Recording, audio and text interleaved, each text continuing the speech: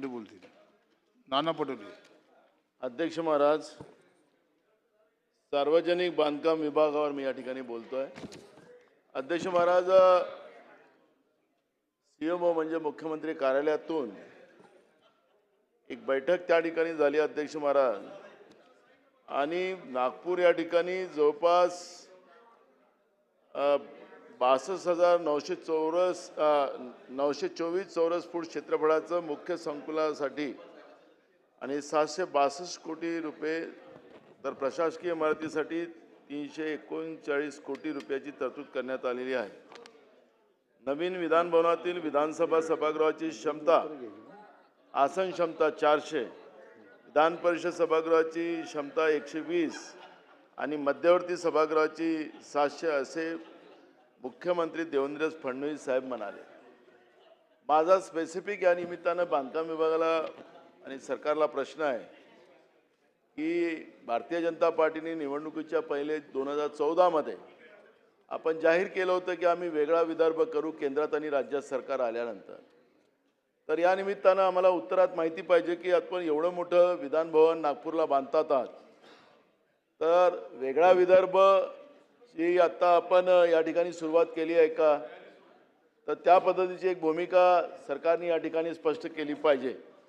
कारण की हा मुख्यमंत्री कार्यालयाचाच हे ट्विट आहे आणि त्याचीच कॉपी माझ्या हातात या ठिकाणी आहे. आणि आपण परवाच काहीतरी मीटिंग बांधकाम मंत्री आणि मुख्यमंत्री आणि सगळ्या सचिवासोबत त्या ठिकाणी केलेली आहे. त्याच्यामुळे या गोष्टीचा खुलासा वेगळ्या विदर्भाच्या बाबतचा आपण या ठिकाणी करावा, ही मागणी मी या ठिकाणी करतो आहे.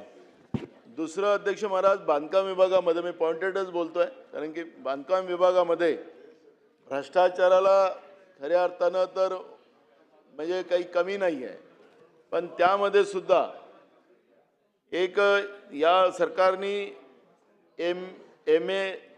MSIDC ची निर्मिती केली. त्या ठिकाणी ब्रिजेश दीक्षित नावाचा एक अधिकारी ठेवला.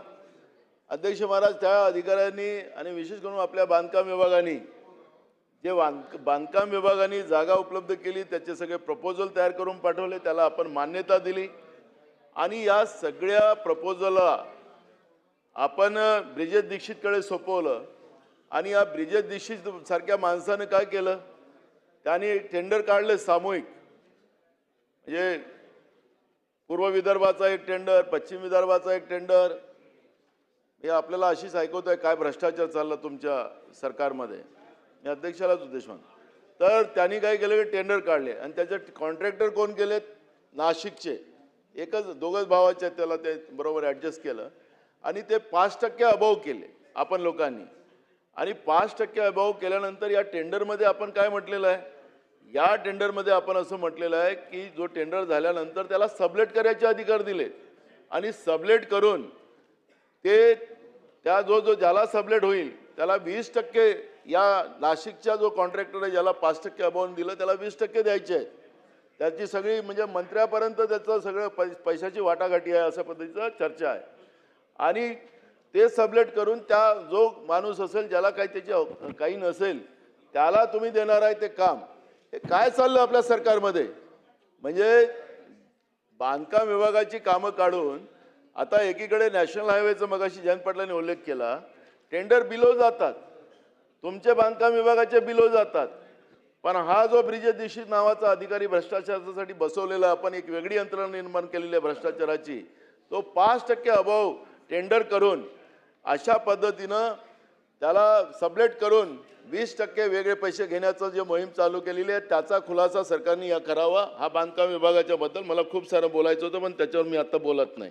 अध्यक्ष महाराज, दुसरा ग्रामीण विकास मंत्रालय, गोरे साहेब, आपलं ग्रामीण विकास मंत्रालयाच्या बद्दल मी एकच मांडेल की सरपंच संघटनेने एक मधल्या काळामध्ये एक आंदोलनही केलं आणि या आंदोलनाच्या माध्यमातून त्यांनी सांगितलं की आमचं मानधन जे आहे ते वाढवण्याच्या बाबतची त्यांनी भूमिका मांडली. सरकारने त्याच्यामध्ये सकारात्मक भूमिका घेतली, आपण त्याला पुढे गेलं. तर आजच्या रिप्लायमध्ये सरपंच संघटनेच्या बाबतचं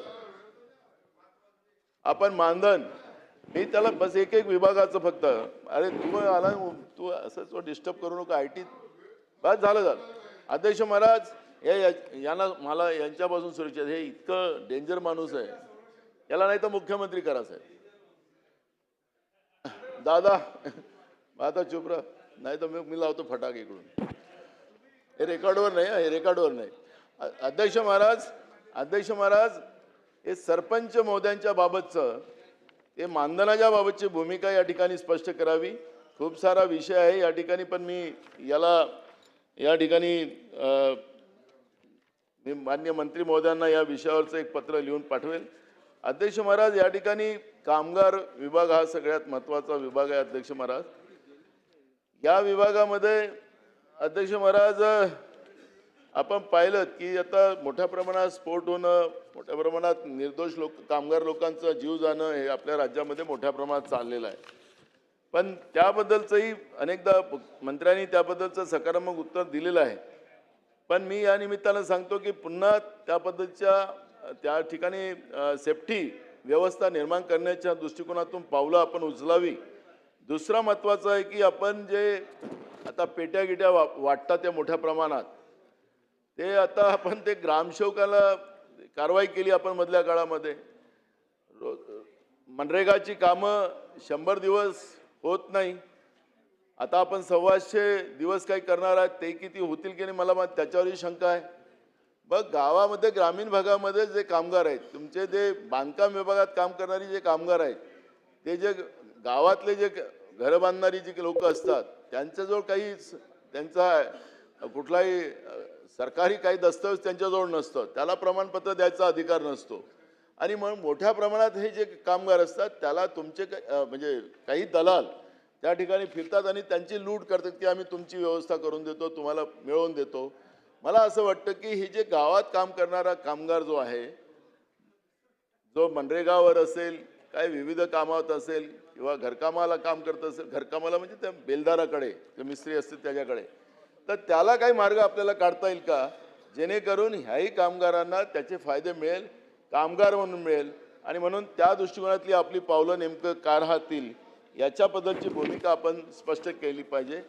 ऊर्जा विभागाबद्दल खूप बोलता येईल, पण अध्यक्ष महाराज, शेतीपंपाच्या कनेक्शनचा प्रश्न असेल, त्याबद्दलचे जे काही पेंडिंग आहेत ते मोठ्या प्रमाणात तातडीनं पूर्ण करून द्यावेत, ही मागणी आम्ही करतो आहे.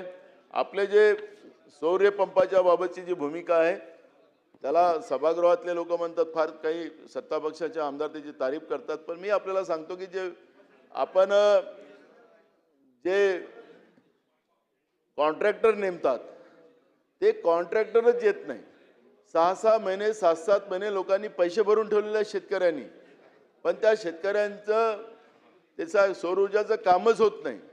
शेतकरी त्याच्यामुळे हवाईदिल झालेला आहे आणि त्याच्यामुळे अनेक भागामध्ये या पद्धतीचं जे काही शेतकऱ्यांना जो त्रास आहे, तर त्याच्यामध्ये या सौर ऊर्जेच्या बाबतचं तुमचे जे कॉन्ट्रॅक्टर आहेत ते तिकडले राहतात, हैदराबाद वगैरे कुठल्या लोक बाहेरचे राहतात, आणि म्हणून त्या पद्धतीचा जो काही त्रास होतो त्या पद्धतीची ती भूमिका आपण स्पष्ट केली पाहिजे. दुसरा महत्त्वाचा प्रश्न आहे उद्योग विभागाचं. परवा उद्योग मंत्री आपल्याला खूप सारे सभागृहात सांगून गेलेत की आम्ही एवढ्या योजना आणल्यात, एवढं आता काम देतो आहे. आम्ही म्हणतोय की एकदा किती लोकांना आपण काम दिलं, एवढे उद्योग आणलेत, त्याची एक श्वेतपत्रिका आपण जाहीर केली पाहिजे. कुठल्या भागामध्ये केलेले आहेत, किती लोकांना आपण काम दिलेलं आहे.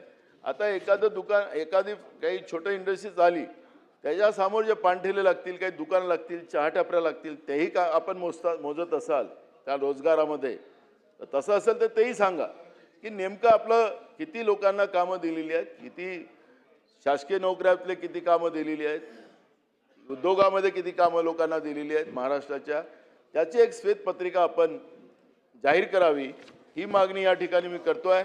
अध्यक्ष महाराज, वेळ कमी असल्यामुळे माझे खूप सारे विषय होते, पण माझे 2 शब्द संपवतो. धन्यवाद.